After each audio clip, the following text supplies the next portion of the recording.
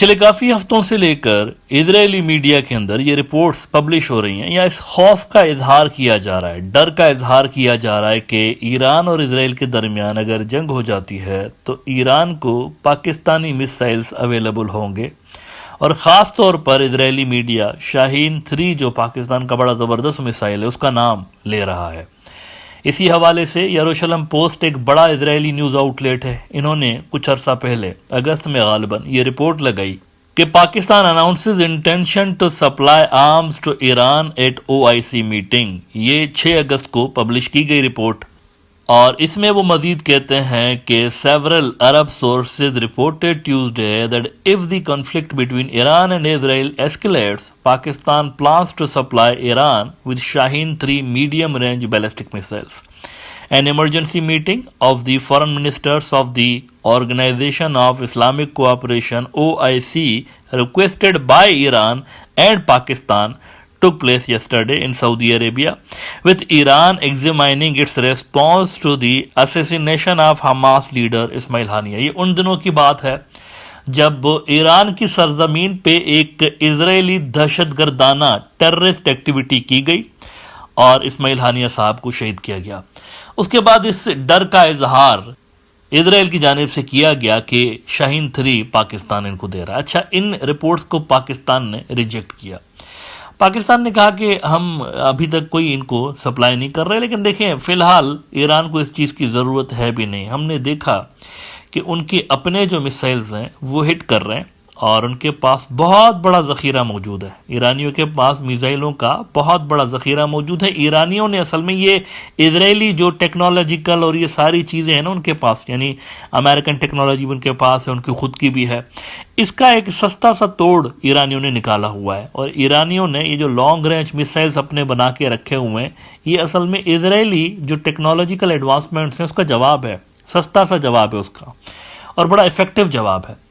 तो ईरानियों के पास missile force जो उनकी है वो बड़ी शानदार किस्म की है। उनके पास बेशुमार मिसाइल्स पड़े हुए हैं, उनको वैसे ज़रूरत रहेगी नहीं। लेकिन क्या ये ऑप्शन बिल्कुल ही रूल आउट किया जा सकता है? The answer is no. ऐसा नहीं है कि इस ऑप्शन को बिल्कुल रूल आउट कर सकते हैं, हो भी सकता है, लेकिन इसका फैसला, ये जो पाकिस्तान की तरफ से ईरान की मिलिट्री असिस्टेंस की जाए, इसका फैसला रीजन के हालात करेंगे। रीजन में जो हालात बनेंगे, मिडिल ईस्ट में जो हालात बनेंगे, उससे पाकिस्तान की जो पॉलिसी है वो शेप करेगी, उसको देखते हुए। इसमें सऊदी फैक्टर भी है, इसमें मिडिल ईस्ट का बाकी फैक्टर भी, ये सारी चीज़ें मिलके फिर पाकिस्तान को फोर्स करेंगी कि वो कौन सी स्ट्रेटजी पे अमल करते हैं। Now here is a thing, Saudis जो हैं, सऊदीज और दीगर जो अरब हैं, इनकी ईरान के साथ बहुत ज़्यादा गहरी कुर्बतें हो चुकी हैं। अभी हमने हाल ही में देखा, ये जब ईरान ने हमला किया ना इजराइल के ऊपर, उसके बाद ईरानियन प्रेसिडेंट कतर गया, कतर के अंदर गया और वहां पर उनके बड़े मुआहदात हुए और वहां पर उनकी मुलाकात सऊदी के फॉरेन मिनिस्टर से भी हुई।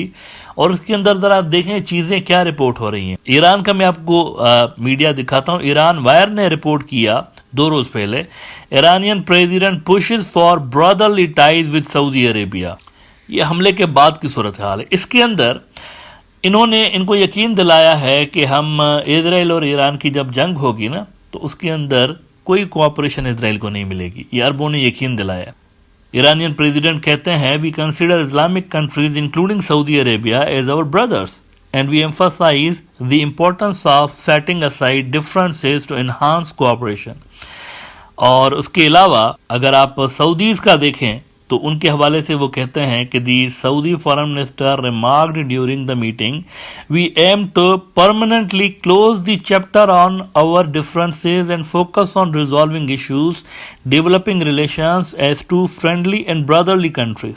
ना अल्फाज का चुनाव बड़ा मैटर करता है। वो कहता है ये जो डिफरेंसेस है ना हमारे दरमियान जो थे, हम चाहते हैं सऊदी वाले इसको परमानेंटली खत्म कर दें, ये डिफरेंसेस हो ही नहीं हमारे दरमियान, ये हमारा मकसद है, ये हमारा गोल है। और आगे वो कहते हैं कि Faisal bin Farhan also reassured Pezeshkian saying, we trust in your wisdom and insight in managing the situation and contributing to peace and stability in the region. देखें, अरब भी जानते हैं कि अगर इस बेलगाम घोड़े को जिसका नाम इजराइल है उसको ऐसे ही छोड़ दिया गया तो ये सिर्फ लेबनान तक नहीं रहेगी। ये जो मार धाड़ और डिस्टेबलाइजेशन है आपने देखा पहले गजा में इन्होंने मचाई, फिर लेबनान के अंदर, उसके बाद ये सीरिया के अंदर, इराक के अंदर, हो सकता है कि यहाँ पे उर्दून के अंदर भी इस चीज़ को ये लेकर जाएं।